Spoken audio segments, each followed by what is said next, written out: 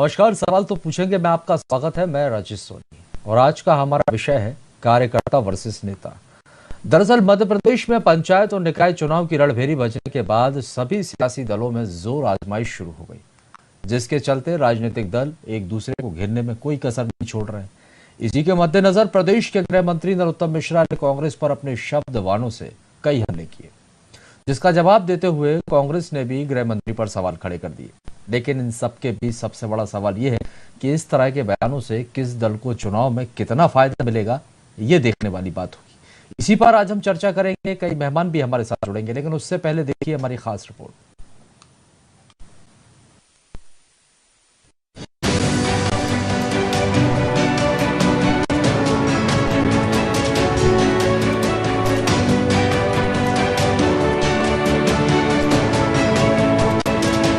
MP में निकाय और पंचायत चुनाव का बिगुल बज चुका है। सियासी दलों ने अपनी अपनी कमर कस ली। मुकाबला बीजेपी और कांग्रेस में है तो तैयारियां भी जोरों पर हैं। सियासत में बड़े बड़े बयानवीर शब्दवानों से अपने अपने प्रतिद्वंदियों को नीचा दिखाने की कोशिश में लगे हुए हैं। और इसी कड़ी में एमपी के गृह मंत्री नरोत्तम मिश्रा ने कांग्रेस पर बड़ा हमला करते हुए कहा कि कांग्रेस में कार्यकर्ता है ही कहां, सिर्फ नेताओं की पार्टी बची है। जिस पर पलटवार करते हुए कांग्रेस की तरफ से प्रवक्ता के मिश्रा ने गृह मंत्री की कार्य प्रणाली पर कई सवाल खड़े कर दिए। कार्यकर्ता तो है ही नहीं, वहाँ पे कार्यकर्ता तो है नहीं, पार्टी सिर्फ नेताओं की बची है। भूपेंद्र सिंह जी नगरीय विकास मंत्री हैं, यह विभाग उनका है। गृह मंत्री जी अपने थाने संभालें, वो तो उनसे संभल नहीं रहे हैं। रोज हत्याएं हो रही, कानून व्यवस्थाएं चुनौती दे रहे हैं, गैंगवार हो रही है। गृह मंत्री जी उस पर नहीं बोलते हैं। और नगरीय निकाय में कांग्रेस में भीड़ है तो उससे उन्हें तकलीफ हो रही है। इंसान आ रहा है ना, ये हमारी लोकप्रियता का प्रतीक है। दरअसल मध्य प्रदेश में होने जा रहे पंचायत और निकाय चुनाव को आगामी विधानसभा चुनाव का सेमीफाइनल माना जा रहा है, जिसके चलते सियासी दलों में खुद को जनता का हितैषी और एक दूसरे को नीचा दिखाने की होड़ मची हुई है। बहरहाल इस सियासी वार पलटवार के बीच किस दल को कितना नफा नुकसान होगा, ये देखना दिलचस्प होगा। Bureau report, VIP news.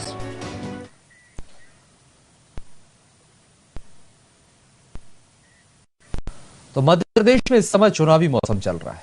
Panchayat निकाय चुनाव की रणभेरी बज चुकी है और सियासी दलों की अपनी अपनी तैयारियां हैं और अपने अपने जुबानी हमले भी हैं।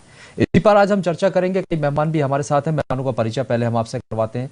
बीजेपी का पक्ष रखने के लिए गीत धीर जी हमारे साथ जुड़े हैं, आपका बहुत बहुत स्वागत है। साथ ही नीलम शुक्ला जी कांग्रेस का पक्ष रखेंगे, सर आपका भी बहुत स्वागत है। वरिष्ठ पत्रकार खिलावन चंद्राकर जी भी हमारे साथ जुड़े हुए हैं, आपका भी बहुत स्वागत है। आप सभी मेहमानों का स्वागत करते हैं। लेकिन पहला सवाल नीलम शुक्ला जी, सर आपका आवाज पहुंच रही है? नीलम जी, अभी हमने देखा कि 2 दिन पहले बीजेपी के राष्ट्रीय अध्यक्ष जेपी नड्डा जी मध्य प्रदेश के 2 दिवसीय दौरे पर रहे। परिवारवाद को लेकर बीजेपी ने अपना किनारा कर लिया, लेकिन कांग्रेस पर जमकर हमला भी बोला। और यही वजह है कि गृह मंत्री नरोत्तम मिश्रा का भी आज बयान निकलकर सामने आया। परिवारवाद जैसे गंभीर आरोपों के बीच एक गंभीर आरोप और ये कांग्रेस पर लगाया गया कि अब आप लोगों में कार्यकर्ता तो बचे ही नहीं, बस सिर्फ नेता ही नेता बचे। देखिए, परिवारवाद की मैं बात करूं, कितनी लंबी फेरी उससे कि शायद ये समय कम पड़ जाएगा। ये लंबी लिस्ट है मेरे पास, किसके बेटे को क्या मिला, किसकी बेटी को क्या मिला, उसके मन चर्चा ना करें। भाजपा अपने गिरबान में जाके रहा सवाल कि हमारे यहाँ नेता और कार्यकर्ता की फौज है, तो शुभ संकेत है कि हमारे यहाँ लोग चुनाव लड़ने के लिए भीड़ लगा रहे हैं। अच्छी बात है। तो सबसे पहले भाजपा के नेता वही कार्यकर्ता जिन्होंने 2018 में भारतीय जनता पार्टी को सत्ता से बाहर किया, ये वही कार्यकर्ता है। इस कार्यकर्ता का से सामना फिर भाजपा का हो रहा है। ये भाजपा का भय है। भाजपा के नेताओं भय जो अपने पार्टी में देखने की बजाय कांग्रेस में ताक झाक कर रहे हैं, कांग्रेस में नजर लगा के बैठे कि कहीं इनके हालात सिर्फ 2018 तरीके न हो जाए, क्योंकि यहाँ सरकार तो जोड़ तोड़ के बनाई थी, जनता सीधे को नकारा था, तो ये तो जोड़ तोड़ की थी। कहा कि ये कहाँ का रोड़ा भानुमती अब्दुल्ला था, इनने सरकार बना ली। अब इन्हें भय कि वही कार्यकर्ताओं में फिर इनका सामना होगा। कार्यकर्ताओं को लेकर भाजपा के नेताओं में भय, फिर कुछ नहीं देख रहा, हमारी सरकार में जाकर। अब भाजपा के नेता पहले यह बताया कि असल भाजपा पार्टी है कहाँ। वो तो कब की कालातीत हो गई। श्यामा प्रकाश मुखर्जी की, अटल जी की, पंडित दीनदयाल जी की भाजपा तो कभी की समाप्त हो गई है। ये जो चल रही है 2 लोगों की ने टेक ओवर कर लिया है। ये पूंजीपति मित्रों के हिसाब पर चलने वाली प्राइवेट कंपनी है। भाजपा के कार्यकर्ता भुला हुए हैं बेचारे, की पार्टी के लिए काम कर रहे हैं, हिंदू मुस्लिम कर रहे हैं, चरम राष्ट्रवाद में उलझे हुए हैं। ये कार्यकर्ता स्वयं भी बेरोजगारी में जी रहे हैं, अपने परिवार को भी महंगाई में उलझा रहे हैं और फड़कों झंडे लेके निकल रहे हैं। और अंधभक्ति में लीन है। इसका फायदा सीधे सीधे इनके पूंजीपति जो मित्र वो उठा रहे हैं। ये बोला है, ये दया के पात्र को दया आती है इनको देखकर, मुझे दुख होता है कि नौजवान किस तरह भटक रहे हैं, कठपुतली बनकर, नौकरी, महंगाई सबको भुलाकर, अपने परिवार के दुख दर्द को भुलाकर गली गली धर्म के नाम पर, धर्म राज सेवा के नाम पर भटक रहे हैं। और उनके नेता, देखिए मजे की बात, इनके नेताओं के बच्चे विदेशों में पढ़ रहे हैं। किसी भी बड़े नेता के बच्चों को आप देखा मस्जिद पर झंडा लगाते हुए, ये सड़कों पे भगवा ले घूमते नहीं, ये तो विदेशों में पढ़ रहे हैं, बड़ी बड़ी कंपनियों के मालिक बनकर बैठे हैं। ये बेचारे बेरोजगार युवक, भटके हुए युवक सड़कों पर कार्यकर्ता ले। अरे भैया, आपकी पार्टी बच्ची कहाँ है? आप एक कंपनी की नौकरी कर रहे हो, अब किस भुलावे जी रहे हो आप? काला तीर हो जो ये भाजपा हो, ये प्राइवेट लिमिटेड कंपनी 2 लोगों की, इसके लिए आप कार्य कर रहे हो। सबसे पहले आप ये भाजपा अपना घर देखे, फिर हमारी ओर उंगली उठाए। तो नीलम जी, यदि आप ये आरोप लगा रहे हैं कि बीजेपी के नेता के जो बच्चे हैं वो विदेशों में पढ़ाई कर रहे हैं इसलिए इन्होंने परिवारवाद से किनारा किया है, आपका क्या स्टैंड है? आप क्या यही वजह है जिसकी वजह से अब मतलब नेता पुत्रों को टिकट आपके दिया जा रहा है निकाय चुनाव में? अभी तक ये स्टैंड क्लियर नहीं हुआ है कि आप लोग क्या करेंगे? देखिए, भाजपा का परिवारवाद में आपको बता देता हूँ। बीएस येदियुरप्पा, वाई राघवेंद्र, यशवंत सिन्हा के बेटे जय सिन्हा, प्रमोद महाजन की बेटी, राजनाथ सिंह का बेटा पंकज सिंह, विजया राजे की बेटी वसुंधरा राजे का बेटा दुष्यंत सिंह, रमन सिंह का बेटा अभिषेक सिंह, गोपीनाथ मुंडे की बेटी पंकजा मुंडे, कैलाश विजयवर्गीय का बेटा आकाश विजयवर्गीय, सुंदरलाल जी पटवा का बेटा सुरेंद्र पटवा, अटल बिहारी वाजपेयी के भांजे ए मिश्रा, मेनका गांधी का वरुण मिश्रा, और कितनी लंबी फेहरिस्त बताऊं, कितनी लंबी लिस्ट बताऊं। इस मुंह से ये बातें करते हैं। अमित शाह का बेटा, जिसको जो गली में गुल्ली डंडा भी खेलना ही जानता, उसको क्रिकेट का बना दिया, पता नहीं क्या पोस्ट पे बैठे। ठीक है गिद्दिर जी, चुनाव में भले ही आप परिवारवाद से किनारा करने की बात कह रहे हो, लेकिन जिस तरह से ये आरोप नीलम जी यहाँ पर लगा रहे हैं कि एक लंबी फहरिस्त है आप लोगों के यहाँ, क्या फर्क है इनके परिवारवाद और आपके परिवारवाद में?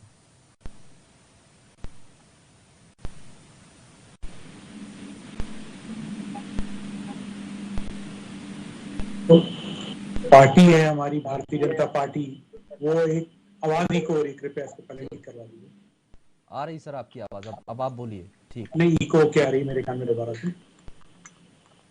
देखिए, जो यहाँ पर जो भारतीय जनता पार्टी है, ये जो पार्टी है ये एक परिवार है, और कांग्रेस जो एक परिवार है, यानी कि गांधी परिवारियों की पार्टी है। जो उनके क्राउन प्रिंस बोल देते हैं वही उनके लिए शीर्ष नेतृत्व जो है वही है, वही उनके तय हो जाता है। तो ये बहुत बड़ा अंतर है, ये समझना पड़ेगा। फिर परिवारवाद की बात करते हैं तो भैया योग्यता वाली बात पे आओ जरा। लल्ला हैं आपके कांग्रेस वाले तो बहुत सारे ऐसे जो लल्ले हैं, वो देखो आपके, चाहे कमलनाथ जी की बात की जाए, चाहे किसी की बात की जाए, कमलनाथ जी ने क्या बाहर कॉलेजेस ऐसे ही खोल के रखे हैं। नकुलनाथ कहाँ से पढ़ के आए थे? कौन से सरकारी स्कूल से पढ़ के आए थे? हमारे तो बहुत सारे नेता सरकारी स्कूल से पढ़ के आए हैं। नरेंद्र मोदी जी की बात कर रहे हो, राजनाथ जी की बात कर रहे हो, जरा पढ़ता तो करो कहाँ से पढ़ के आए। थोड़ा सा बोलने से पहले कांग्रेस को कहाँ क्या बोलना है, ये किसकी मर्यादा रखनी है, कहाँ गरिमा रखनी है, ये पता होना चाहिए। ये अंतर नहीं समझते हैं और यही अंतर इन्हें ले डूबा है। अब जो नेताओं वाली बात आ रही है साहब, ये हम नहीं कह रहे। सबसे पहले तो आप अपने दिग्विजय सिंह से पूछो, जो आतंकवाद का समर्थन करने के लिए ओसामा को जी बोलते थे, जो आपके सांसद भी अभी भोपाल से। आप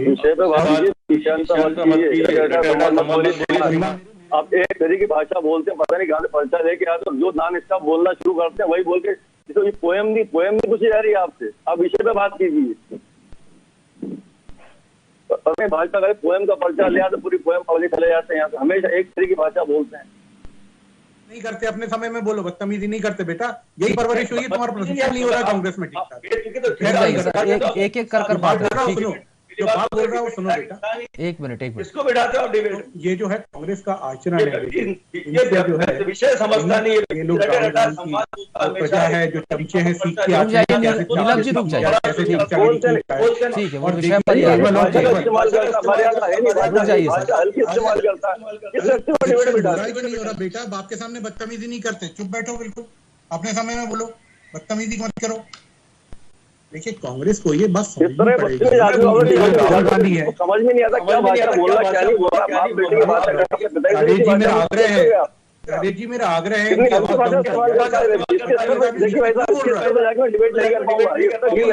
जी मेरा आग्रह, नीलम जी नहीं कर पाऊंगा सर, यहाँ चर्चा करने के लिए बैठे लोग। देखते हैं आप लोग बड़ी पार्टी के प्रवक्ता है और बहुत अच्छे प्रवक्ता है, लेकिन भाषा का संयम रखें सर। ठीक है, चलिए। अजीब सी भाषा इस्तेमाल करता है व्यक्ति। चलिए रटे रटा संवाद लेके विषय की बात करो, विषय में मुद्दे की बात करो। रुक जाइए ना सर, जो ठीक। हमारा जो मीडिया कोऑर्डिनेटर है ना, जिसने कालक पोती थी संविधान के ऊपर बाबा साहब अम्बेडकर द्वारा लिखे हुए संविधान के ऊपर, तो वही आचरण तुम्हारा चमचागिरी और चापलूसी वाला आ रहा है। समझ के आओ बेटा, प्रशिक्षण लेके आओ, बीच में नहीं बोलते। गीतधीर जी नहीं राजे जी, मेरे विषय में बीच में क्यों टोक रहा है ये आदमी? ठीक है, आप विषय पर बात कीजिए, विषयांतर मत होइए, और सबसे बड़ी बात पर्सनल मत होइए सर, पर्सनल मत होइए, आदमी बीच में आके बोल रहा है पर्सनल मत होइए। कांग्रेस का पर्सनल क्या हो रहा है? ये आदमी नहीं होना, बोलना ही नहीं चाहिए। इसको क्या हक बनता है? मैं बोलता हूँ कैसे आदमी के बीच में? ये कांग्रेस की जो है आचरण दिखाता है ये आदमी। इस आदमी में बोलना ही नहीं है, ठीक है। अब है तो जनता देख खराब करने के लिए कांग्रेस के पास टाइम है, विषय में बात ही नहीं कर पाता है, विषय रटे रटा संवाद देके चले आ रहा राहुल के बाद कोई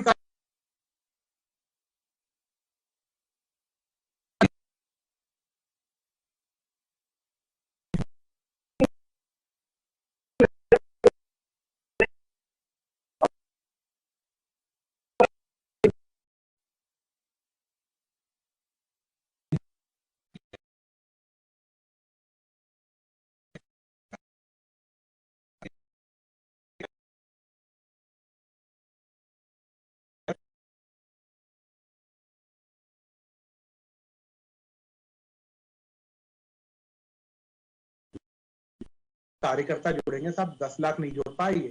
और ये इनका विषय है कि कितने जोड़ पाते हैं कितने नहीं जोड़ पाते। और दिग्विजय सिंह स्वयं कह रहे थे कि साहब हमारे पास ना कार्यकर्ता बचे ना नेता बचे, 2023 में पार्टी समाप्त हो जाएगी। तो हम तो उन्हीं की बात को ला रहे हैं और मान रहे हैं कि उनके नेता है, बड़े नेता हैं, हम तो उनकी बात मान रहे हैं कि साहब ठीक है, कांग्रेस पार्टी के अंदर कुछ तो समझते होंगे तभी तो बोल रहे हैं। या ये बोल रहे हैं वो दिग्विजय सिंह झूठ बोल रहे हैं? कांग्रेस पार्टी स्पष्टीकरण दे, क्या दिग्विजय सिंह झूठ बोल रहे हैं? उनके पास नेता या कार्यकर्ता हैं जो उनका टारगेट मिला था 50 लाख के लोग, 50 लाख कार्यकर्ताओं को जोड़ने का, कितने वो जोड़ पाए? इतनी जमीनी हकीकत पे हैं। जब उनके यहाँ पर वर्ग होते हैं, जब उनके यहाँ पे सम्मेलन होते हैं, तो उसमें दिखता है कि कुर्सियां खाली रहती हैं, और जब कुर्सियां भरती है तो मारा पीटी और जूते चप्पल चलते हैं, किसने नहीं देखा। तो ये कांग्रेस का आचरण है। कहाँ है नेता और कार्यकर्ता? सिद्ध करके बता। कांग्रेस का यह कहना है कि उनके जितने योग्य उम्मीदवार हैं, भले ही परिवारवाद बात हो, उन्हें वो टिकट देंगे। लेकिन एक गंभीर आरोप यहाँ पर यह भी था कि आप लोगों के जो नेता पुत्र हैं वो तो विदेश में पढ़ रहे हैं, इसीलिए आप परिवारवाद का जिक्र कर रहे हैं, आपको जरूरत ही नहीं। तो साहब अच्छी बात है ना, टिकट नहीं ले रहे, हम तो योग्यता के आधार पे देते हैं, हम तो कोई परिवारवाद के आधार पे टिकट देते ही नहीं है। हमने कभी, आप इनका 1980 के बाद में बताइए मुझे कितनी बार इनका गांधी परिवार के अलावा हटके कोई अध्यक्ष उपाध्यक्ष बनाओ इनकी पार्टी का, ये मुझे स्पष्टीकरण देने। कांग्रेस इसके ऊपर क्या बोले मैं ये भी जानना चाहूंगा। चलिए खिलावन जी के पास आऊं। खिलावन जी, जो परिवारवाद की बातें की जा रही हैं, दोनों पार्टियों के अपने अपने तर्क हैं। सर मैं आपसे समझना चाहूंगा कि किस पार्टी का क्या परिवारवाद है? बीजेपी एक बार परिवारवाद से किनारा करती हुई नजर आ रही, तो कांग्रेस का यह कहना है कि यदि योग्य उम्मीदवार हैं तो उनकी तरफ से तो टिकट दिया जाएगा, और इसी को लेकर लगातार बीजेपी कांग्रेस पर हमलावर है। परिवारवाद और वंशवाद का जिक्र जो है वो बार बार किया जा रहा है। निश्चित तौर पर राजीव जी, हम देखते हैं कि पिछले 3-4 सालों से, इससे पहले भाजपा बहुत ज्यादा इस पर चर्चा नहीं करती थी, लेकिन पिछले 3-4 सालों से हम देख रहे हैं कि लगातार कांग्रेस के परिवारवाद पर भाजपा और भाजपा नेताओं का लगातार आक्रमण होता रहा है। वंशवाद और परिवारवाद को लेकर लगातार राष्ट्रीय नेतृत्व को घेरते रहते हैं, बल्कि कभी कभी तो स्थानीय स्तर पर भी प्रदेश के स्तर के नेताओं को भी इस पर घेरा जाता है। लेकिन वास्तव में भाजपा भी परिवारवाद से अछूता नहीं है। अभी नीलाभ शुक्ला जी ने बहुत सारे नाम गिनाए हैं, मैं भी गिना सकता हूँ, मध्य प्रदेश का, पूरे देश का नाम गिना सकता हूँ। बार बात को दोहराने की कोई मतलब नहीं, लेकिन हाँ यह बात स्पष्ट है कि भाजपा भी परिवारवाद से ग्रसित है पूरी तरह से। मध्य प्रदेश में कई उदाहरण, राष्ट्रीय स्तर पर कई उदाहरण है। लेकिन कल परसों जो 2 दिन का दौरा इनके राष्ट्रीय अध्यक्ष जेपी नड्डा जी का था, जेपी नड्डा जी ने स्पष्ट कर दिया कि परिवारवाद के खिलाफ है हम, और नेताओं के पुत्र पुत्रियों को, उनके रिश्तेदारों को पार्टी टिकट नहीं मिलेगी, यही स्पष्ट कर दिया। लेकिन दूसरी तरफ हम देखते हैं कि यदि कोई भी राजनीतिक दल हो, यदि चुनाव जीतने के योग्य उम्मीदवार है, तुम्हें पूरी तरह से योग्यता है, तो उससे कोई भी दल किनारा नहीं करते। हमने भाजपा में देखा है और कांग्रेस में भी देखा है। लेकिन दूसरी तरफ देखेंगे आप कि कांग्रेस के उदयपुर चिंतन शिविर में हालांकि कोई गाइडलाइन तय नहीं किया गया, कोई वो ऐसा नहीं कहा गया कि परिवारवाद के खिलाफ हैं हम, लेकिन हाँ संकेत दिया गया कि परिवारवाद से हमको बाहर निकलना है। लेकिन मध्य प्रदेश में उस स्थिति में आके देखें तो कमलनाथ जी ने उदयपुर से लौटने के लगभग 5-6 दिन बाद ही स्पष्ट कर दिया था, यदि जीतने योग्य हमारे विधायक के पुत्र हैं, यदि हमारे खुद विधायक हैं, उनके पत्नी हैं, उनके परिवार के लोग हैं, यदि जीतने योग्य उम्मीदवार है उनको टिकट देंगे। और चर्चा भी चल रही है, विधायक संजय शुक्ला, इंदौर के विधायक संजय शुक्ला की टिकट पहले ही फाइनल की जा चुकी है। उज्जैन से भी लगभग तराना की विधायक महेश परिवार की कांग्रेस की टिकट लगभग फाइनल की जा चुकी है। ग्वालियर से सतीश सिंह की पत्नी है, उनकी पत्नी की टिकट लगभग तय मानी जा रही है। इसी तरह से सुनील जैन है कांग्रेस के बड़े नेता, सागर में उसकी पत्नी निधि जैन की टिकट पक्की मानी जा रही है। और कई उदाहरण हैं, ये तो सिर्फ नगर निगम के उदाहरण है, नगर पालिकाओं में इस तरह के उदाहरण मिल सकते हैं। तो कुल मिला के कांग्रेस अभी भी किनारा नहीं कर पा रही है, कांग्रेस परिवारवाद का मोह भंग नहीं कर पा रही है, जबकि भाजपा उस पर लगातार हमलावर है। मेरा ये भी मानना है कि यदि एक बात और महत्वपूर्ण है जो आज हमारे गृह मंत्री जी ने स्पष्ट कहा कि कांग्रेस में नेता है, कार्यकर्ता समाप्त होते जा रहे हैं। तो मैं कुछ हद तक इस बात को मैदानी स्तर पर हम देखें तो इस बात का प्रमाण मिलता है। मैदानी स्तर पर कांग्रेस के कार्यकर्ताओं का अभाव पिछले चुनाव में भी देखा गया था, लेकिन कई ऐसे फैक्टर थे, मुद्दे थे जिसके कारण कांग्रेस की जीत हुई और सरकार पर सत्ता पे आ गई थी वो। लेकिन उस समय भी देखा हमने, जब हम चुनाव रिपोर्टिंग में जाते थे, प्रचार करते हुए लोगों को देखते थे, तो हम स्पष्ट दिखाई देता था कि कार्यकर्ताओं का कांग्रेस के पास अभाव है। और वो अभाव आज भी मैदानी स्तर पर है। लेकिन हाँ, नेताओं की भरमार है, नेताओं की भीड़ है। जब टिकट मांगने की पारी आती है तो नेता जो है भीड़ इकट्ठी कर लेते हैं।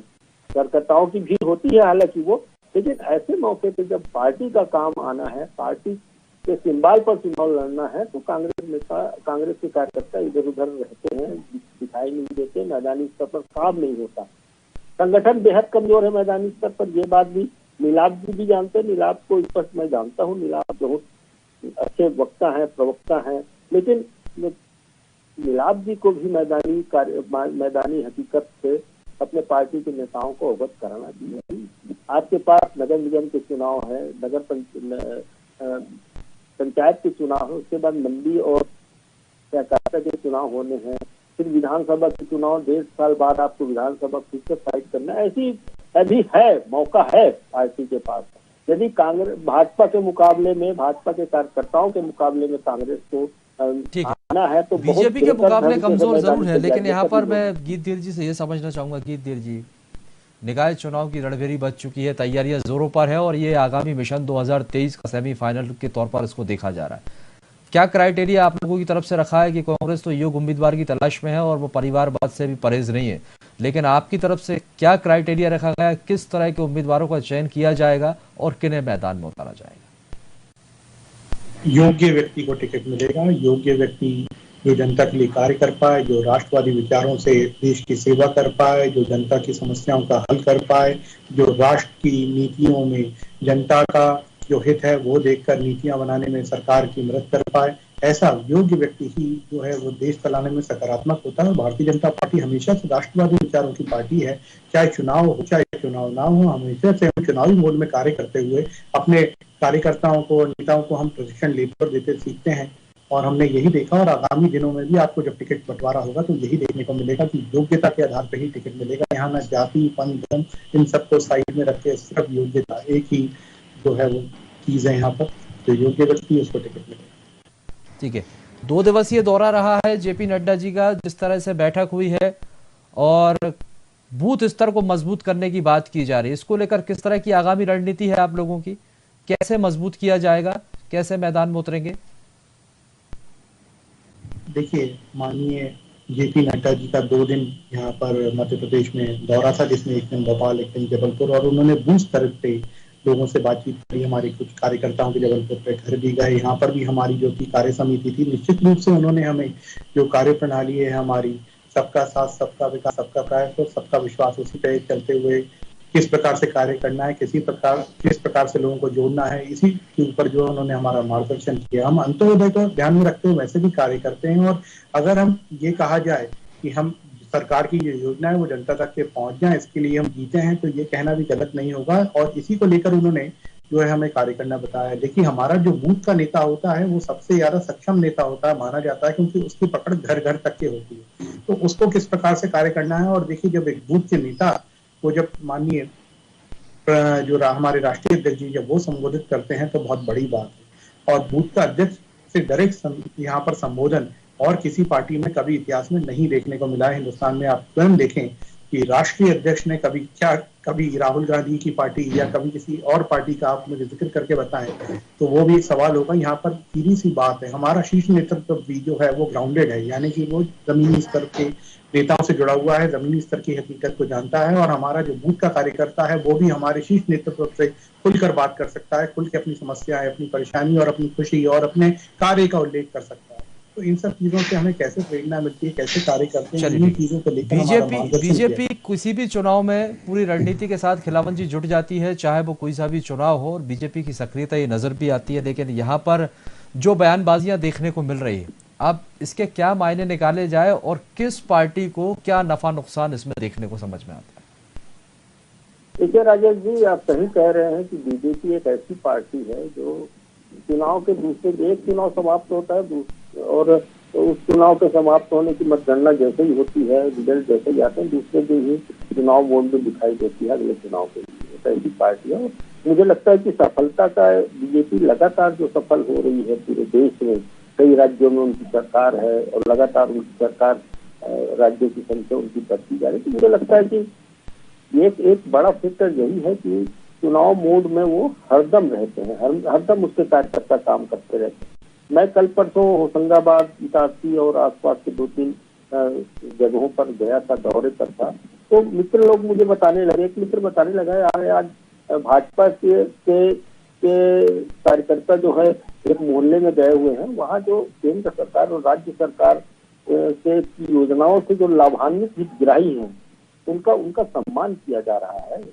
उनको ये भी कहा जा रहा है कि अगली हमारी योजनाएं हैं या और कौन सी सरकार की योजनाओं के जरिए जनता की नब्ज टटोलने की कोशिश की जा रही है और जनता के बीच पहुंचा जा रहा है। और यही वजह है जिस तरह से अपना बूथ सबसे मजबूत के नारे के साथ यहाँ पर बीजेपी दमखम के साथ जुट गई है। बीजेपी की अपनी तैयारी है तो कांग्रेस की भी अपनी तैयारी है। अब ये देखने वाली बात होगी कि जनता किसे चुनती है। बहुत बहुत शुक्रिया आप सभी मेहमानों को हमारे साथ जुड़ने के लिए। तो आपको बता दें कि मध्य प्रदेश में पंचायत और निकाय चुनाव की तैयारी के बाद अब आगामी विधानसभा चुनाव की भी सियासी बिसात बिछनी शुरू हो गई है। लगातार जो सियासी दल है एक दूसरे को नीचा दिखाने में कोई कसर नहीं छोड़ रहे हैं और बयानी तीर भी छोड़े जा रहे हैं। अब इससे किस पार्टी को कितना फायदा होगा ये तो आगे देखने वाली बात होगी। और फिलहाल के लिए बहुत बहुत शुक्रिया हमारे साथ जुड़ने के लिए और आगे की खबरों के लिए आप लगातार जुड़े रहिए BIP न्यूज के साथ।